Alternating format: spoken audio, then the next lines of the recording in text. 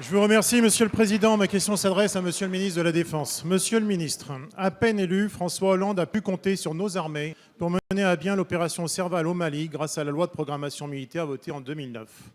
En 2013, vous avez pourtant décidé de revoir à la baisse le format de notre défense.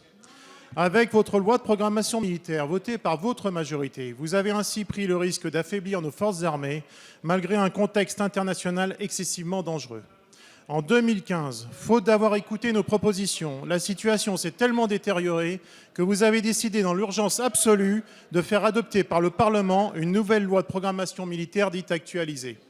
Pour autant, cette nouvelle loi, qui n'est pas à la hauteur des enjeux, n'a pas apporté de réponse satisfaisante à cette dégradation de notre outil militaire. La déclaration récente d'un général lors d'une conférence publique le confirme, je le cite, ouvrez les guillemets. Nous consommons le matériel. Une année d'OPEX équivaut à 2,5 années en métropole. Dans 5 ans, notre capitale sera entièrement consommée, fermez les guillemets.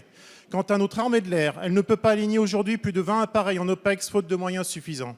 Depuis 2012, malgré les dangers qui menacent la France, François Hollande a privilégié le recrutement de 60 000 fonctionnaires supplémentaires pour le compte du ministère de l'Éducation nationale, au détriment de ce qui aurait pourtant dû être une priorité, le budget de la défense.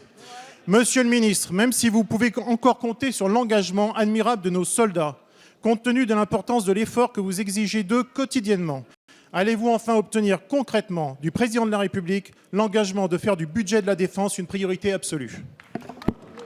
Merci. La parole est à Monsieur Jean-Yves Le Drian, ministre de la Défense. Monsieur le député Philippe Meunier, je voudrais vous remercier de me donner l'occasion de rappeler ici que pour la première fois dans l'histoire de la République, une loi de programmation en cours d'exécution a été révisée à la hausse. Merci de me donner cette opportunité de le dire. Merci aussi, Monsieur Meunier, de me donner l'opportunité de rappeler que le président de la République a décidé de renforcer les crédits affectés à nos armées de 3,8 milliards d'euros d'ici 2019. Merci de me donner l'occasion aussi de redire que, à la demande du président de la République, il a été décidé pour la première fois depuis très longtemps de réviser à la hausse les effectifs militaires qui vont monter de plus de 22 000 personnels d'ici la fin de 2019. Merci, Monsieur Meunier, de me donner l'occasion de dire ici devant l'Assemblée, de le rappeler à l'Assemblée nationale que pour la première fois depuis très longtemps, il a été mis fin aux ressources exceptionnelles. Ce que de nombreux parlementaires demandaient, c'est enfin réalisé. Et le financement des dépenses de défense est assuré par des crédits budgétaires réels, contrairement auparavant.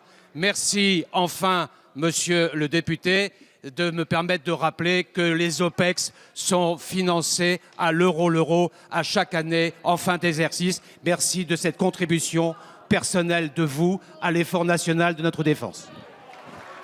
Merci, Monsieur le ministre. La parole est à Monsieur Alain Fauré.